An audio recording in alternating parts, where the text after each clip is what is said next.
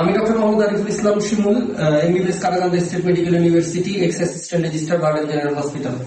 আমরা একটা diabetic food নিয়ে কাজ করতেছিলাম। এটা হচ্ছে কি ডায়াবেটিক ফুড এবং গ্রসলি ইনফেক্টেড রাইট গ্রেডটা ছিল। এটা ডিজার্টিকুলেশন করা হয়ে গিয়েছিল। এখন আমরা এখানের যে বোনসটা আছে, বোনসটা কেটে দিয়ে তারপর হচ্ছে কিছুটা ডেব্রাইডমেন্ট লাগবে। এই ডেব্রাইডমেন্ট করার পরে ওনার আস্তে আস্তে গ্র্যানুলেশন টিস্যু যখন চলে আসবে, তখন হয়তো এখানে একটা স্কিন গ্রাফটিং অথবা সেকেন্ডারি ক্লোজার করা হবে। ঠিক আছে বাবা, আপনার পায়ে তো এখানে বোধ কম পান, তাই না? পায়ে বোধ কম পান।